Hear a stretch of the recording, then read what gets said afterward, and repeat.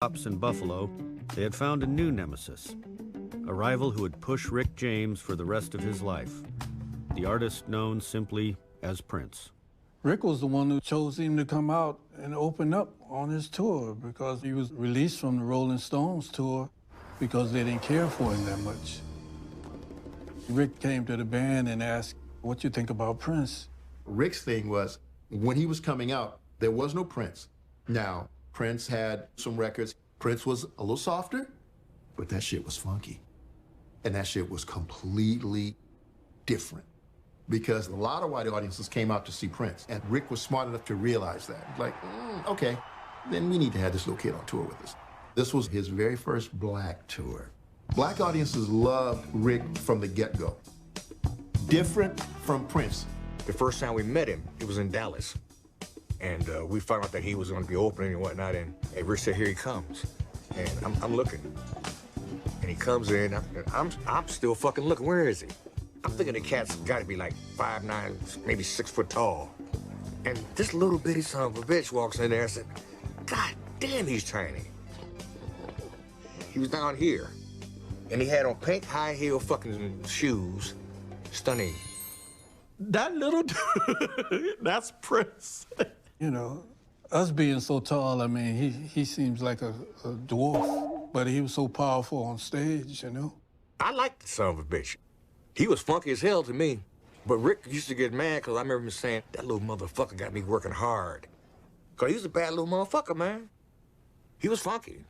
Every show, Rick was on the side of the stage watching Prince. Prince was on the side of the stage watching Rick. They both understood where this shit was about to go. I think Prince, if he was in this room, God bless his soul, he would say it.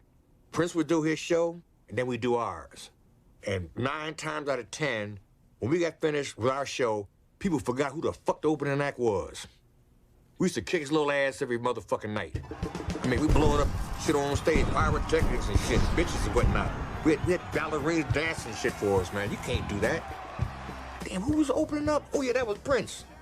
They would forget when we got through with that ass. Prince would push Rick to step up his game in more ways than one.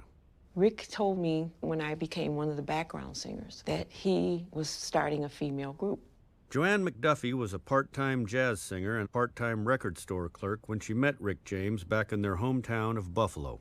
Female groups at the time, you know, there weren't a lot of them. The biggest thing that came down the pike at that point was the Supremes.